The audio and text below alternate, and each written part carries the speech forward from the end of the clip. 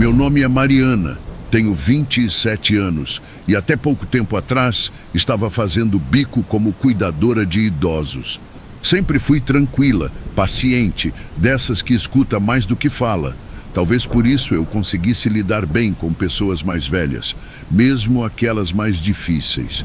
Depois de cuidar da minha avó por quase 2 anos até o falecimento dela, achei que talvez eu tivesse algum tipo de jeito para isso. E também não tinha muitas opções. Fui chamada para uma vaga temporária por uma senhora que conhecia minha tia. A indicação foi rápida. É só cuidar de uma idosa acamada, sem Alzheimer, lúcida, mas bem frágil. O pagamento era acima da média e o trabalho seria durante a noite, de 8 da noite até 6 da manhã, 3 vezes por semana. O tipo de emprego que parecia ter caído do céu. A casa ficava em um bairro mais tranquilo. Ruas estreitas, pouco movimento, casas grandes com muros altos e jardins um pouco esquecidos. O sobrado onde ela morava era imponente, mas mostrava sinais de desgaste. O portão de ferro rangia ao abrir e as janelas estavam sempre fechadas, como se a luz incomodasse os moradores. Fui recebida pelo filho da idosa, um homem sério de uns 50 e poucos anos. Falou baixo. Me mostrou a cozinha, onde ficava o caderno com os horários dos remédios, a quantidade exata de água que ela precisava tomar por dia, os horários da troca de fralda e de posição no leito. Tudo anotado com letra firme, quase obsessiva. Fiquei impressionada com o nível de organização. Subimos ao quarto. Era amplo, mas escuro. As luzes eram amareladas, os móveis todos antigos, talvez originais da casa. A cama de hospital ficava encostada na parede e ao lado dela uma poltrona gasta e uma mesinha com remédios. Havia um armário grande num canto, desses de madeira maciça, que parecia pesar 1 tonelada. A idosa estava deitada, os olhos abertos, calada. Me observou o tempo todo enquanto o filho me passava as últimas instruções. Ela é tranquila, fica quietinha, só não gosta de ficar sozinha muito tempo, ele disse antes de sair. Meu primeiro plantão transcorreu como o previsto. A casa se manteve em silêncio absoluto desde que o filho da avó Teresa saiu, por volta das 8h30.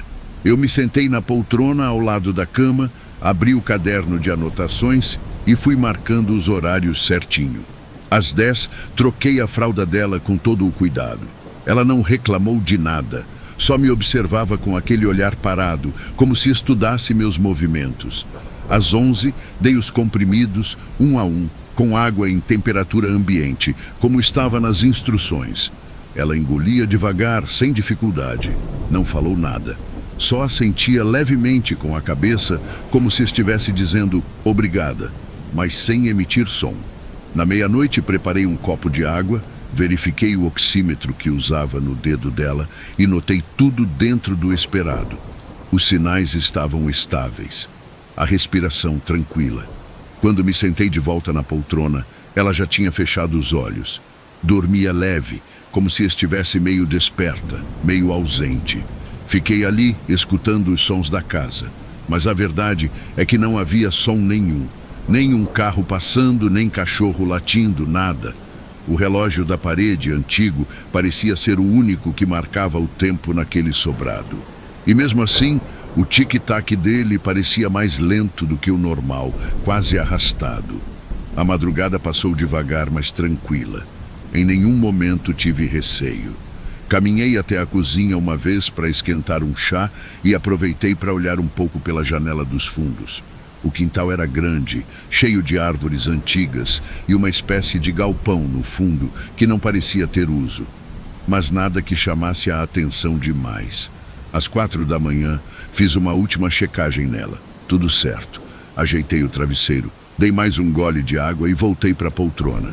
Peguei meu caderno de anotações e escrevi. Primeira noite tranquila, nenhuma intercorrência. E era verdade. Mas ainda havia algo curioso. Não com ela, nem comigo. Era o ambiente. Aquela casa não fazia barulho. Nenhum. Nem o tipo de som que a gente nem percebe, como a madeira estalando ou o vento soprando por debaixo da porta. Era uma quietude, densa, como se o ar ali estivesse sempre esperando que alguma coisa acontecesse. Eram quase 4:30 da manhã, quando decidi me levantar e alongar um pouco. A poltrona ao lado da cama era desconfortável e minhas costas já reclamavam. Caminhei até a janela do quarto, empurrei a cortina com cuidado. Ainda estava escuro lá fora, o céu sem lua e sem estrelas visíveis. O quintal permanecia como da última vez que vi, imóvel, quieto, como uma foto antiga. Voltei para perto da cama e, por algum motivo, meus olhos pararam no armário. Era o mesmo que notei no início do turno. Alto, de madeira escura, com as portas abauladas e puxadores de ferro envelhecido. Tinha um desenho esculpido no meio, como folhas ou flores entrelaçadas. Nunca gostei de móveis antigos. Sempre me parecem mais carregados do que deveriam. Foi então que escutei algo. Um barulho seco, quase imperceptível, como se a madeira tivesse rangido por dentro. Na hora, achei que fosse a casa. Aquelas construções antigas sempre estalam com o tempo, com o frio da madrugada. Mas mesmo assim, caminhei devagar até o armário. Coloquei a mão no puxador só por instinto, para confirmar que estava fechado. Estava. Não me atrevi a abrir. Me sentei novamente na poltrona. Tentei ler um pouco no celular, mas o sinal estava fraco. A conexão oscilava, como se algo bloqueasse. A tela travou 3 vezes até que desisti. Foi nesse momento que Vó Teresa abriu os olhos de novo, do nada, e me encarou. "Tá tudo bem com a senhora?" perguntei. Ela piscou devagar e, com a voz quase sem ar, respondeu: "Ele gosta do escuro." Arrepiei na hora. Não entendi. Talvez estivesse sonhando ou falado algo sem pensar. Eu quis perguntar quem, mas me contive. Apenas peguei o copo de água e ofereci a ela. Bebeu em silêncio. Voltei a me sentar. A noite estava quase acabando e o filho dela chegaria para me liberar. Olhei novamente para o armário. Tudo igual, mas por alguma razão tive a estranha impressão de que ele estava ligeiramente aberto, só 1 centímetro, como se alguém ou alguma coisa tivesse olhado por dentro e depois recuado sem pressa. O relógio marcava 5 horas. Faltava pouco para o plantão acabar, mas eu já estava contando os minutos. Não que algo grave tivesse acontecido, não exatamente, mas aquela fala da Vó Teresa ficou martelando na minha cabeça. Ele gosta do escuro. E o jeito como ela olhou para o armário depois disso não parecia devaneio, parecia aviso. Eu me levantei para verificar mais uma vez os sinais dela. Estavam normais. Pele fria, respiração leve, olhar fixo no teto, como se esperasse algo que só ela conseguia ver. A luz do quarto vinha apenas de um abajur pequeno, na mesinha ao lado da cama. A família havia pedido que eu não acendesse a lâmpada principal para não atrapalhar o sono dela. Sentei por um tempo na poltrona e, com esse clima com luz baixa e pelo horário, acabei cochilando. Um cochilo leve, daqueles em que você não sabe se dormiu ou só fechou os olhos por segundos. Acordei com um estalo, um som seco de madeira batendo. Meu coração acelerou e, sem nem pensar, virei a cabeça para o armário. A porta esquerda estava aberta, não entreaberta como antes, aberta, escancarada, como se alguém tivesse puxado com força e largado. Eu não ouvi passos, não vi ninguém. Só o armário, com suas portas antigas, uma delas aberta, revelando o interior escuro. Me levantei devagar, com os pés ainda formigando do cochilo. Fui até o móvel, sem coragem de ligar a lanterna do celular. Me abaixei levemente para olhar melhor. Dentro havia roupas antigas penduradas, algumas caixas no fundo e algo a mais. Algo que não sei explicar. Entre os cabides, juro por tudo que vi um rosto. Não era nítido, era como uma sombra com feições humanas. Estava parado, me observando por trás das roupas. No mesmo segundo em que meus olhos tentaram focar, tudo se moveu. As roupas balançaram, mesmo sem vento. Dei 2 passos para trás, o coração aos pulos.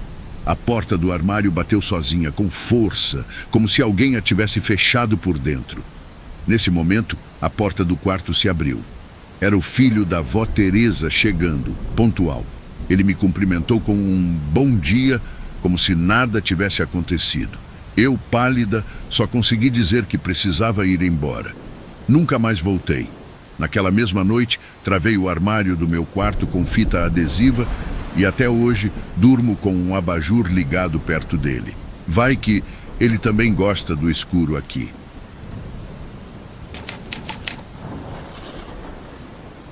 Meu nome é Leandro, tenho 32 anos e até hoje nunca tinha trabalhado num lugar tão bonito e silencioso quanto o Teatro Municipal da minha cidade.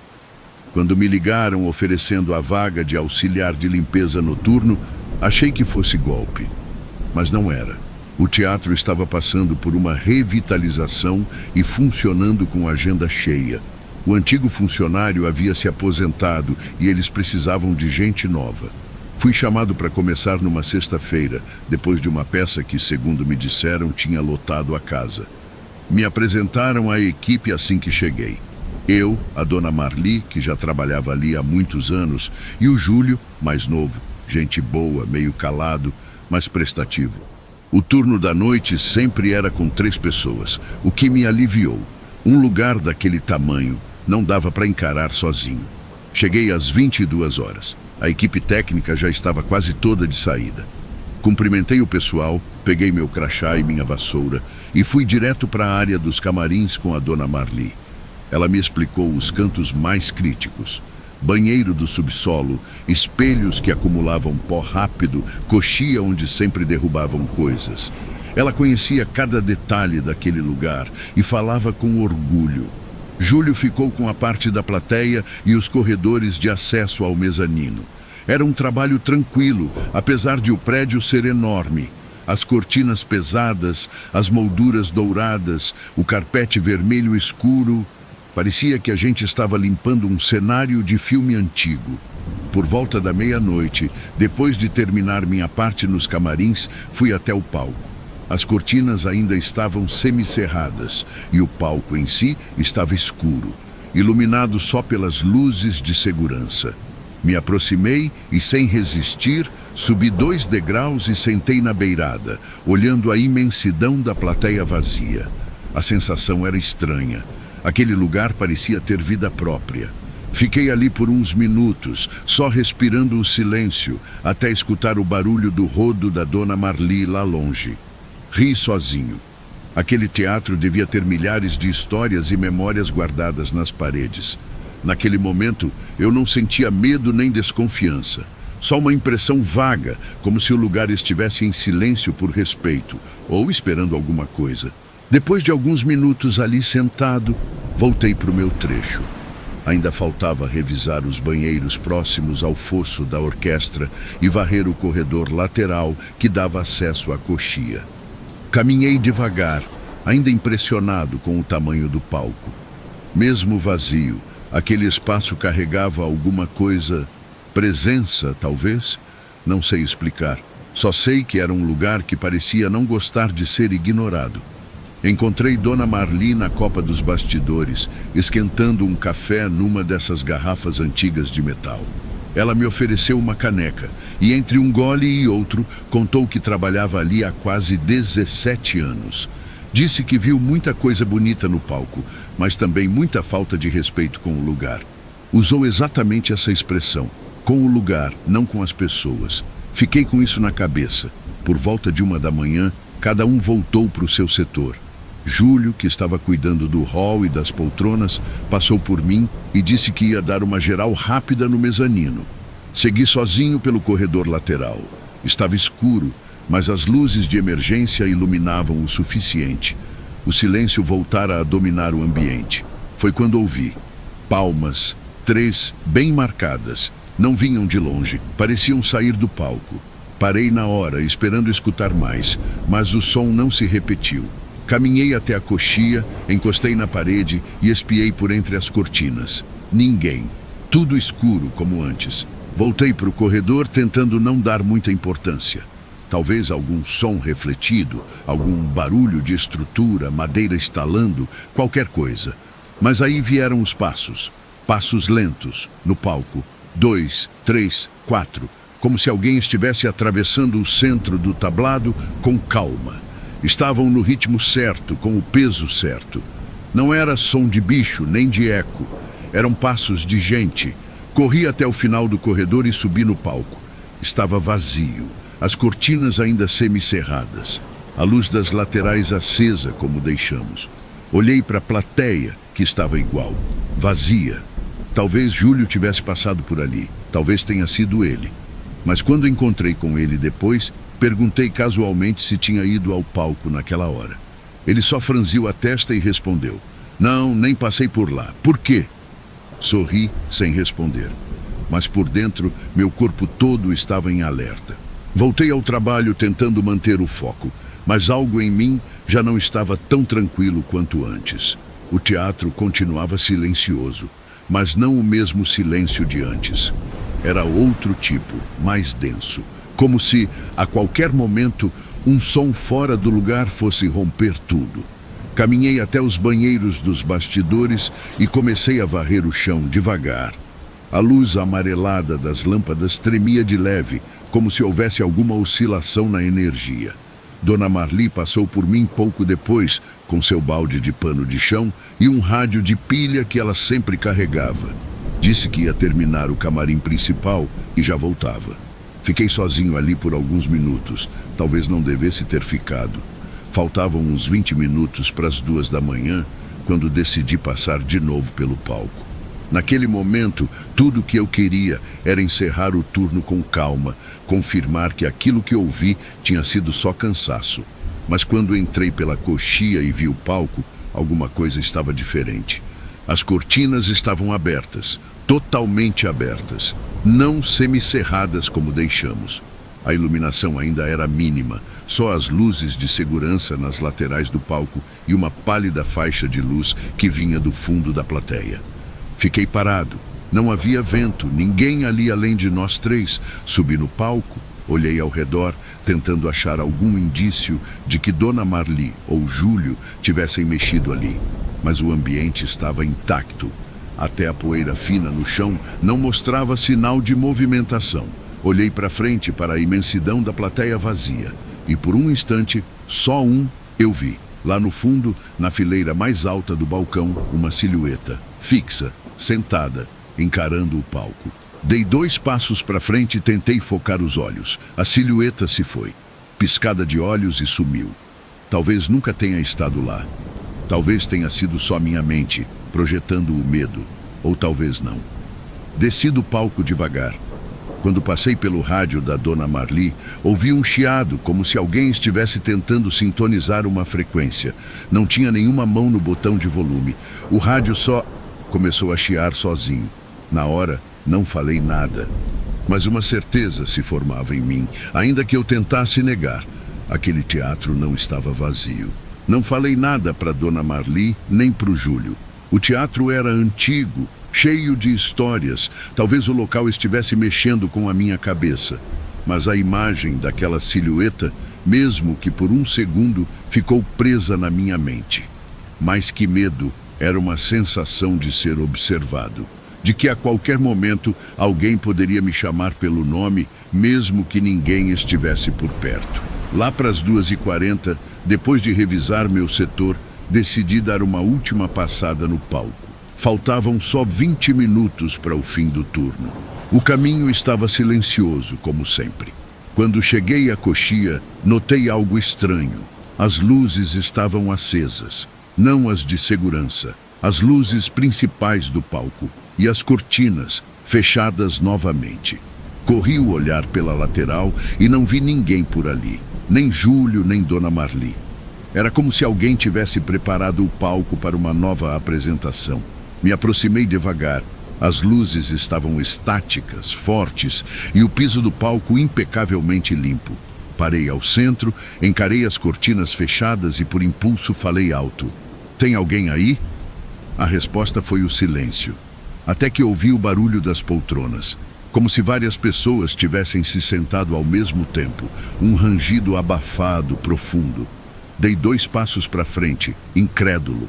As cortinas lentamente começaram a se abrir, sozinhas, sem vento, sem ninguém mexendo. e foi quando vi. A plateia, antes vazia, agora estava cheia. Não de forma ruidosa ou fantasiosa. Eram pessoas, ou algo que parecia pessoas, sentadas, imóveis, alinhadas nas poltronas. Rosto pálido, expressão neutra, olhos vidrados em mim. Nenhum deles se movia, nenhum piscava. Todos me olhavam, como se o espetáculo fosse eu. Meus pés congelaram no chão. Tentei recuar, mas parecia que o palco me prendia. De repente, um aplauso isolado, depois outro e outro, até que todos começaram a bater palmas com lentidão assustadora. Palmas ritmadas, mecânicas, vazias. Leandro? A voz de Dona Marli me tirou do transe. Virei de repente. Ela estava na lateral do palco, me encarando com uma expressão estranha. Tá tudo bem? O Júlio disse que você sumiu. Olhei de volta para a plateia. Estava vazia, completamente. Não consegui dizer nada. Só desci do palco e pedi para ir embora mais cedo. No caminho, apontei para as cortinas e perguntei, tentando parecer casual. Vocês ligaram as luzes do palco? Dona Marli negou com a cabeça.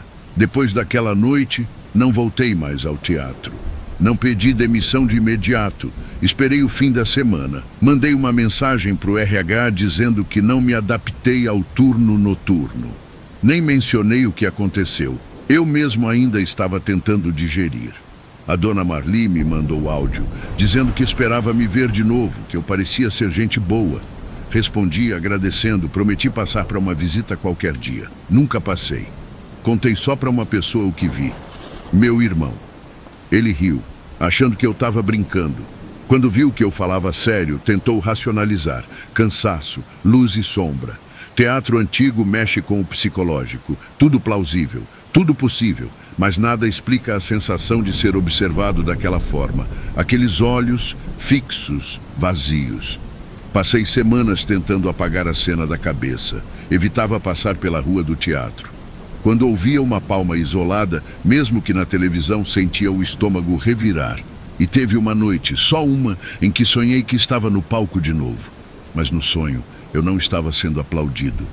Eu era um dos que aplaudiam, no escuro, com os olhos vidrados como os outros. Hoje em dia trabalho num hospital. Plantões pesados, mas pelo menos o silêncio de lá é humano, explicável. Dói, mas faz sentido. O do teatro não. Aquele lugar, ele tem camadas. Volta e meia me pego pesquisando a história do prédio. Encontro relatos de reformas mal feitas, um incêndio nos anos 60, uma queda parcial do mezanino. Nada demais. Nada que explique o que eu vi. Mas uma coisa curiosa me chamou a atenção num artigo antigo de um jornal local. A peça que estava em cartaz na noite em que comecei se chamava O Último Espetáculo, uma montagem local sem grande destaque. No elenco, 3 atores, 2 homens, uma mulher. Nenhuma foto deles foi publicada, nem menção ao diretor, nem reapresentações. Só aquela data, uma única noite. Desde então, nunca mais dormi bem. E até hoje, toda vez que passo por um teatro, qualquer teatro, não consigo evitar. Meus olhos vão direto para a plateia, mesmo vazia, procurando alguma silhueta. Acho que é isso que eles fazem. Esperam a gente voltar. Esperam o próximo da fila. O espetáculo nunca acaba de verdade.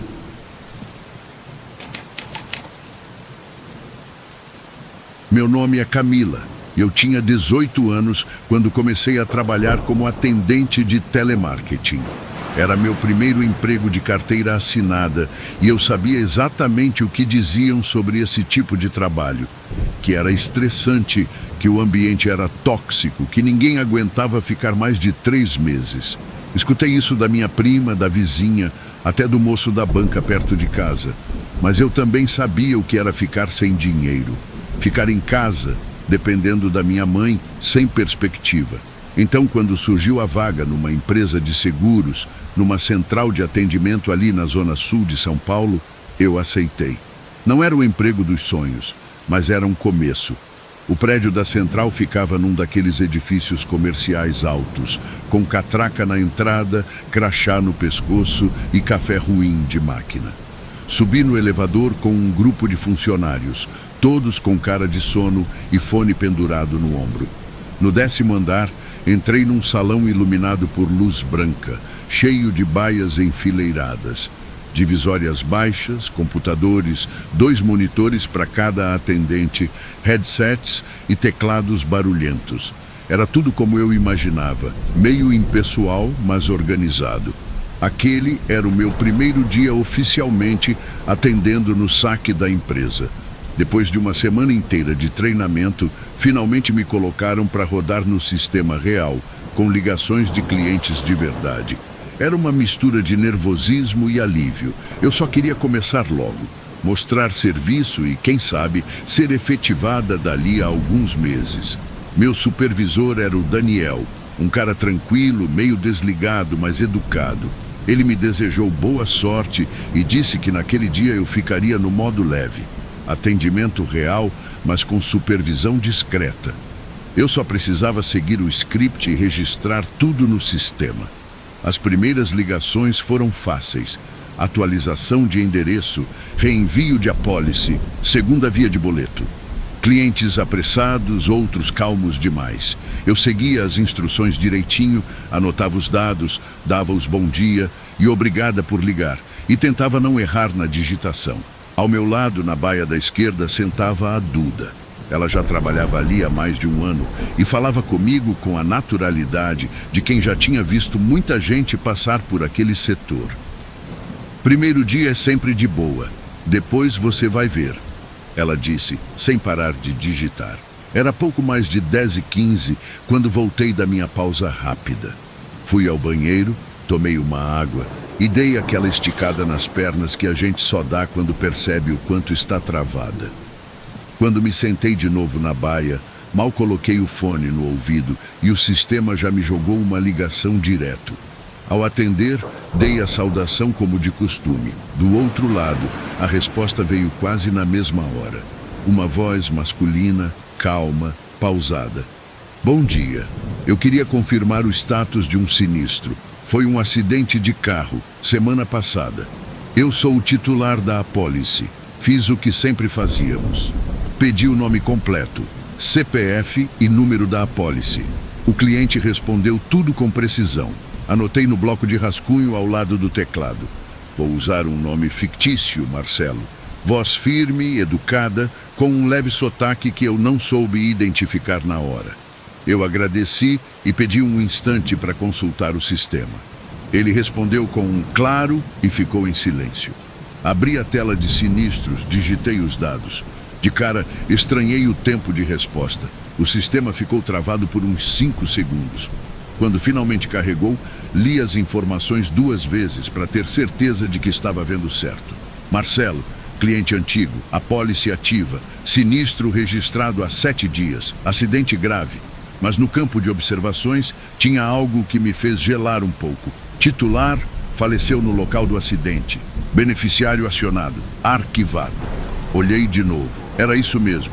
Marcelo, o homem que estava na linha comigo, havia morrido há 1 semana. No sistema constava a certidão de óbito anexada. Tudo arquivado, finalizado. Voltei ao telefone meio sem saber o que fazer.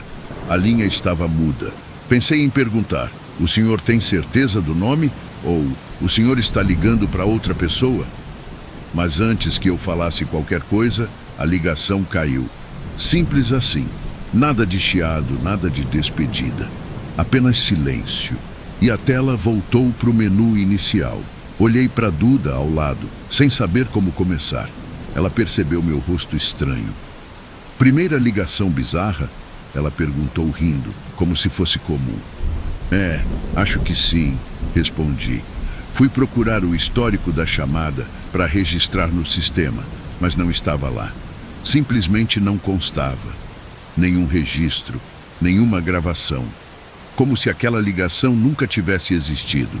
Passei o resto do dia tentando entender o que tinha acontecido. Perguntei ao Daniel, meu supervisor, se o sistema às vezes comia alguma ligação. Ele disse que sim, que era raro, mas que podia acontecer, principalmente se o cliente desligasse no meio da verificação de dados. A explicação era razoável. Tentei aceitar, mas não saía da minha cabeça o detalhe mais incômodo, a voz do homem. Ela não parecia instável, nem cortada. Ele estava calmo, presente. E os dados? Todos corretos. Até o número da apólice. Não tinha como alguém errar isso por engano. E mesmo assim morto, arquivado, finalizado. Nos dias seguintes, esperei por algo parecido acontecer. Uma nova ligação estranha, algum sinal bizarro no sistema, qualquer coisa. Mas nada veio. Só boletos atrasados, gente estressada, senhora que não sabe mexer em e-mail. Vida normal de saque. Com o tempo fui engolindo aquilo. Encarei como uma falha. Do sistema, da minha cabeça, da realidade, sei lá. A Duda me disse uma vez, numa pausa de almoço, às vezes a gente vê coisas aqui que é melhor só deixar pra lá. Ela falou rindo, mas com um fundo de verdade. Trabalhei ali por mais 3 meses. Como todo mundo já tinha me avisado, era o tempo médio que se aguentava naquele lugar. Não era só o estresse, era o ambiente mesmo. A pressão constante, as metas, o barulho do tempo passando em forma de chamadas. Chegou uma hora que não dava mais. Pedi desligamento sem escândalo. Só agradeci e fui embora. A Duda me desejou boa sorte. O Daniel disse que se eu quisesse voltar, a porta estava aberta. Nunca voltei. Às vezes lembro da ligação, da voz. Do jeito exato como ele disse, eu sou o titular. Nunca mais ouvi ninguém falar daquele jeito. Não sei se foi um erro de sistema, uma brincadeira, uma coincidência ou outra coisa. Só sei que nunca mais aconteceu nada assim. Mas, até hoje, quando recebo ligação de número desconhecido, fico com a mão parada sobre o celular por alguns segundos, esperando ouvir aquela voz de novo.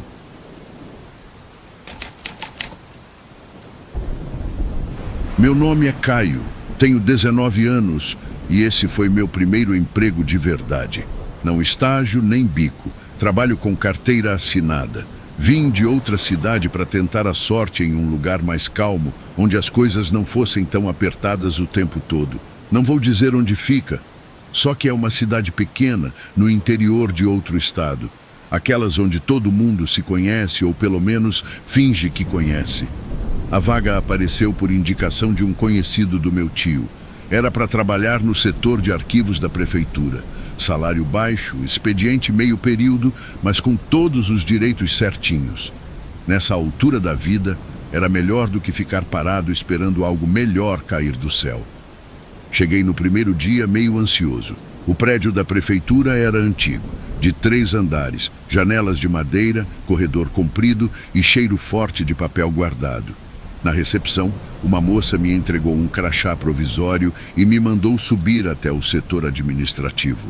Lá em cima, me encaminharam direto para o arquivo, que ficava no fim de um corredor sem janelas, com lâmpadas fluorescentes que piscavam de vez em quando. A sala era abafada e silenciosa. Estantes de ferro ocupavam quase todo o espaço, cheias de caixas empoeiradas. Na frente de uma delas, uma mesa pequena com um computador velho, um scanner e uma cadeira de plástico torta. Ia ser ali meu canto. A chefe do setor, Dona Eliane, apareceu pouco depois, séria, educada, com fala pausada. Me passou um protocolo impresso. Basicamente, eu tinha que digitalizar documentos antigos e organizá-los por ano e setor. Nada podia sair da ordem. Mexe só no que for indicado, ela disse. O resto deixa quieto. Confirmei com a cabeça, claro. Eu só queria fazer meu trabalho direitinho e ir embora no horário. Passei as primeiras horas abrindo caixas marcadas com datas antigas. Eram fichas de servidores, folhas amareladas, processos engavetados há décadas. O scanner fazia barulho demais, o computador travava com frequência, mas era tranquilo. Ninguém me incomodava, o setor era isolado e eu podia até ouvir música baixa no fone. Por um momento pensei, talvez esse emprego dure mais do que eu esperava. Mal sabia eu o que ainda ia encontrar dentro de uma daquelas caixas. Naquela manhã, depois de escanear mais de 50 folhas de um processo de aposentadoria de 1994, resolvi trocar de caixa. A anterior já estava toda digitalizada e etiquetada como mandava o protocolo. Levantei, estiquei as pernas e fui até a estante mais ao fundo da sala, onde as caixas estavam empilhadas em 3 níveis. Peguei uma mais leve, marcada com um rótulo desbotado. Diversos, 2001 a 2003. Trouxe até a mesa e abri com cuidado. A tampa estava meio dura, como se ninguém mexesse nela há anos. Lá dentro, várias pastas de papel, algumas meio rasgadas, presas com elásticos amarelados e etiquetas escritas à mão. Comecei por uma vermelha, com documentos comuns, fichas funcionais, atestados médicos, cópias de RG, nada fora do normal. Depois uma verde com registros de reuniões. Já estava no ritmo quando peguei uma pasta azul, sem nome, só um número rabiscado na frente, 07-2. Ela estava amassada e o elástico solto. Ao abrir, reparei que dentro havia apenas algumas folhas soltas, todas em branco, como se tivessem sido colocadas por engano. Mas no fundo, meio dobrado entre as folhas, havia um papel menor, de caderno, dobrado ao meio. Com minha curiosidade já despertada, desdobrei devagar. Era um bilhete escrito à mão. A letra era muito parecida com a minha. Li o que estava escrito. Se você está lendo isso, não aceite a vaga. No canto inferior do papel, uma data, 2 dias antes de eu começar a trabalhar ali. Fiquei paralisado por alguns segundos. Não era só o conteúdo do bilhete, era o conjunto das coisas. A letra parecia minha, mas eu nunca escrevi aquilo, não antes. E a data era exata, 2 dias antes do meu primeiro dia. Como se eu mesmo tivesse deixado aquilo para mim. Como se fosse um aviso. Mas um aviso de quê? Olhei ao redor. A sala seguia vazia. O barulho do ventilador ainda girava no mesmo ritmo cansado.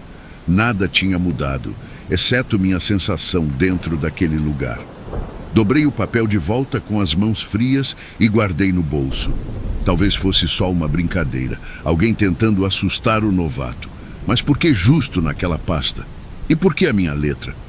Voltei ao trabalho como se nada tivesse acontecido, mas a partir dali tudo ficou diferente. O relógio da parede marcava 2 horas quando terminei de escanear os últimos papéis da pasta azul. O bilhete ainda estava comigo, dobrado no bolso da calça. Tentei focar no trabalho, seguir o protocolo como se nada tivesse acontecido. Mas a imagem daquelas palavras na minha letra, com uma data de 2 dias antes, continuava pesando na cabeça. Levantei da mesa e fui até a sala ao lado, onde a dona Eliane estava organizando umas planilhas. Fingi calma, mas minha voz saiu com aquela hesitação que só a gente percebe. Comentei: encontrei uma pasta hoje, diferente das outras, azul, sem nome, só com um número rabiscado na frente. Ela nem levantou os olhos de onde estava, só parou de digitar por 1 segundo. Azul? Repetiu, como quem achou estranho.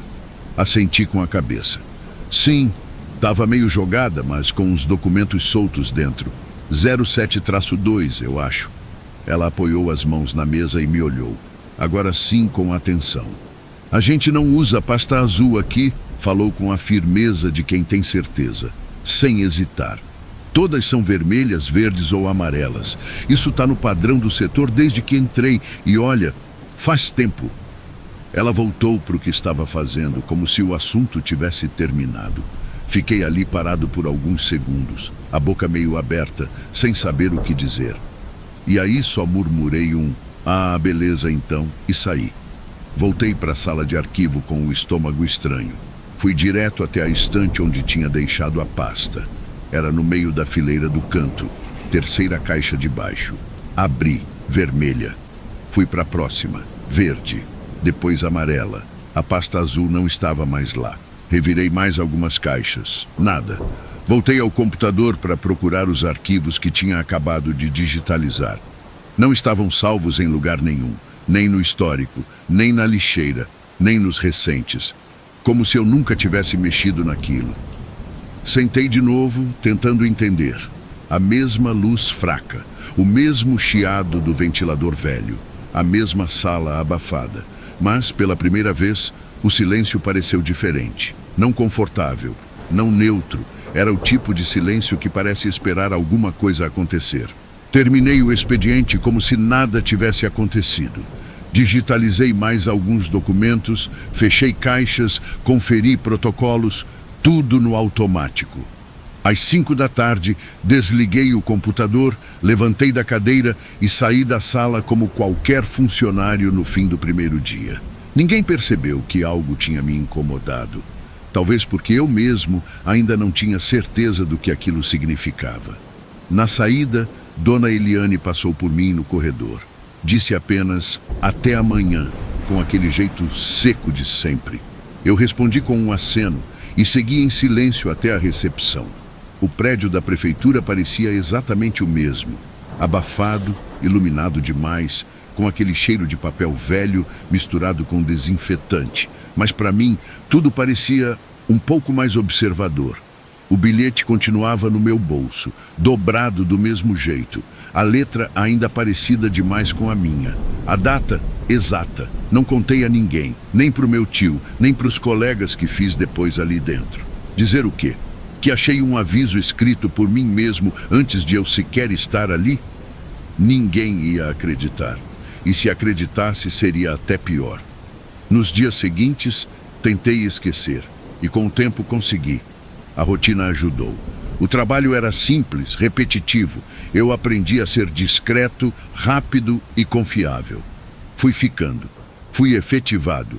Ganhei um crachá definitivo, uma mesa um pouco melhor, mais responsabilidades. Hoje sou quem treina os novatos que chegam para mexer no arquivo.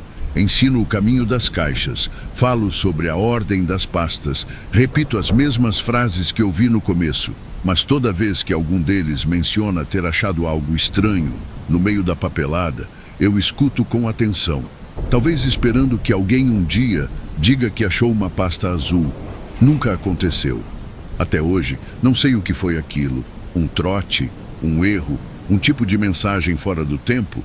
Talvez tenha sido só um susto que a própria cabeça me pregou no nervosismo do primeiro dia. Mas seja lá o que foi, funcionou. Até hoje não abro pastas que não foram atribuídas a mim. E nunca mais duvidei de um recado, por mais absurdo que ele pareça, principalmente quando parece vir da minha própria mão.